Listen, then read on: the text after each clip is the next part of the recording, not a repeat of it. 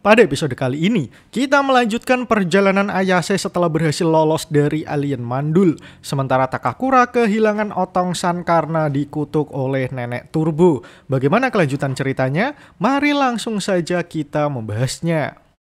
Onee-chan ga kita. Setelah mendengar bahwa nama asli dari bocah gaib adalah Takakura-ken, Ayase menjadi sangat syok karena nama tersebut sangat mirip dengan nama cowok yang disukainya. Oleh sebab itu, Ayase menendang Takakura dan menyegel nama aslinya dengan sebuah peraturan. Sehingga, sekarang Ayase mengubah nama Takakura menjadi Okarun. Takakura yang tidak mempunyai pilihan lain hanya menerimanya begitu saja tanpa banyak protes. Karena kejadian semalam, mereka berdua tidak sadar bahwa matahari mulai menunjukkan sinarnya. Pertanda malam sudah lewat. Itu artinya Nenek Turbo tidak akan menunjukkan batang hidungnya, karena ia hanya akan muncul pada malam hari.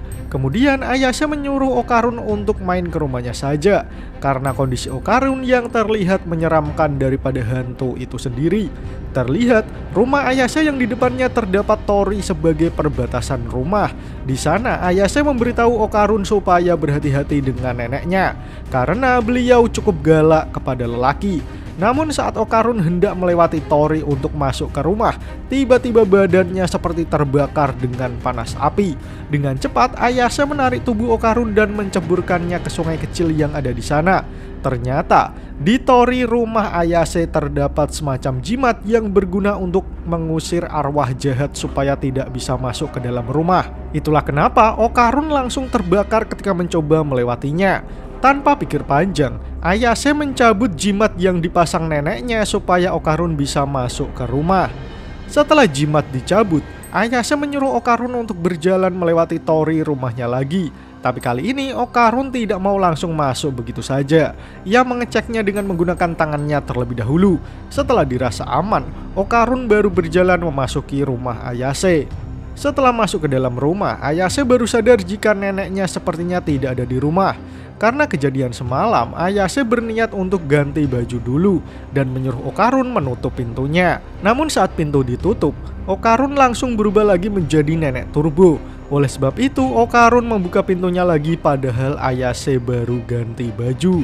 Setelah berganti pakaian, Ayase sempat penasaran apakah otong Okarun benar-benar menghilang diambil Nenek Turbo. Mendengar perkataan Ayase, Okarun langsung mengeceknya sendiri dengan menarik celananya.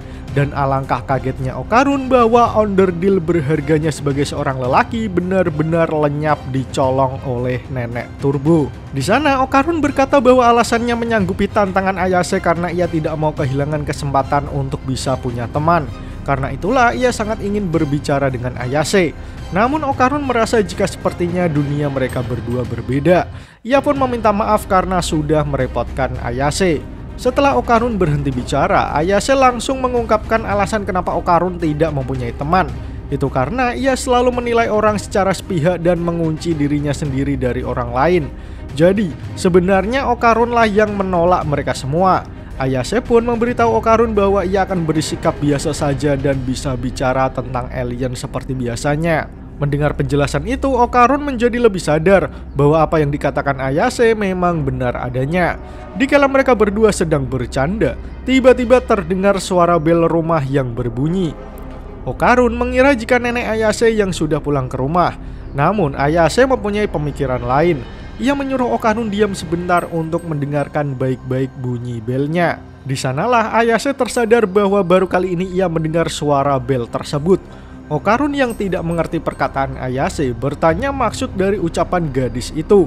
Kemudian Ayase menjelaskan jika neneknya pernah berkata bahwa rumah mereka mempunyai dua jenis bel. Yang satu untuk manusia dan yang satunya lagi untuk arwah jahat. Dan bel yang didengar Ayase adalah bel yang baru didengarnya untuk pertama kali. Itu artinya ini adalah tanda bahwa ada arwah jahat yang masuk ke area rumah.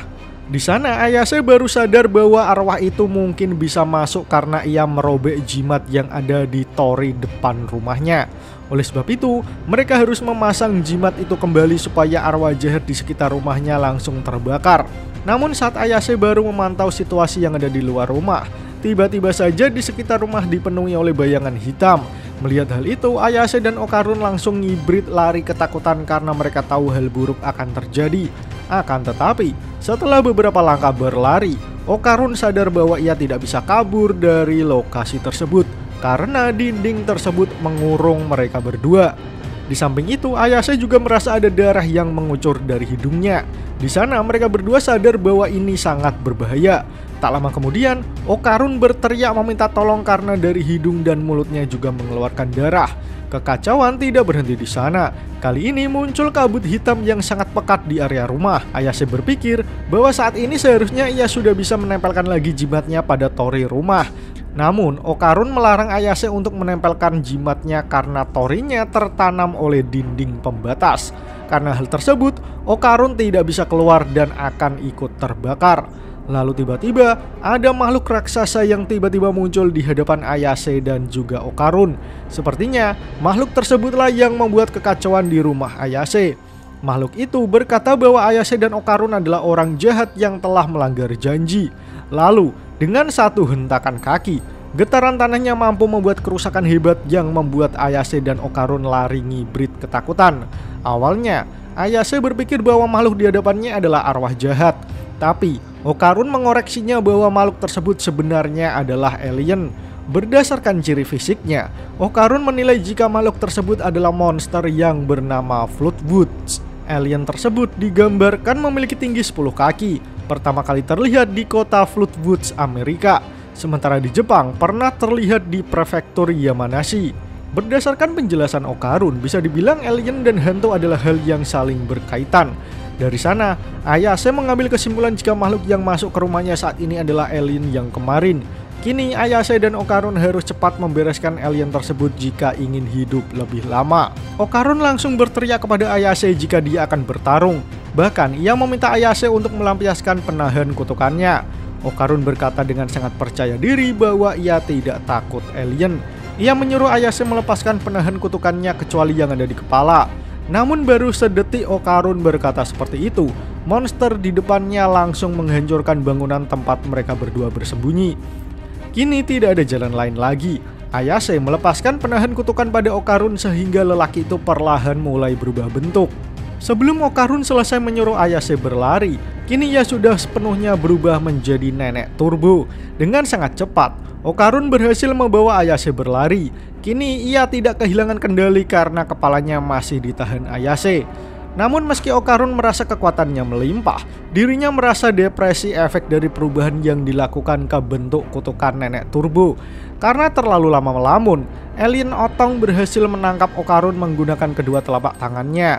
Namun tanpa disangka, Okarun berhasil memotong jari-jari tangan alien tersebut berkat kekuatan dari nenek turbo. Lalu saat alien tersebut menangkap Okarun kembali, lelaki itu langsung memotong jari-jarinya lagi dengan sangat cepat.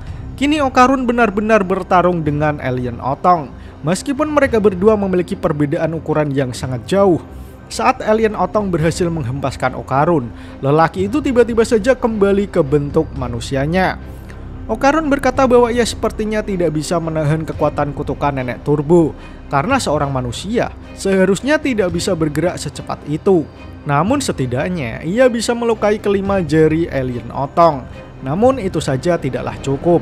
Sehingga Ayase berpikir karena alien Otong bentuknya seperti pemain sumo, maka jika mereka bisa membuatnya terjatuh, ia akan menang. Mendengar rencana Ayase, kini Okarun berubah wujud lagi dan ia akan bergerak cepat untuk mengincar kakinya. Kini dengan kekuatan nenek turbo, Okarun bergerak dengan sangat cepat. Berkat gerakan tersebut, ia berhasil melukai kaki dari alien Otong tepat di kakinya. Akan tetapi, Okarun merasa sudah tidak kuat menahan kekuatan dari perubahannya. Di sana, Ayase menyuruhnya untuk tetap fokus menjatuhkan musuh di depannya. Melihat rencananya untuk melukai kaki monster tersebut berhasil, Ayase dan Okarun tersenyum mengira mereka akan menang, tanpa mereka sadari bahwa makhluk tersebut masih tetap berdiri meski kakinya sudah terluka. Melihat situasi tersebut, Okarun berteriak kepada Ayase supaya cepat lari dari sana.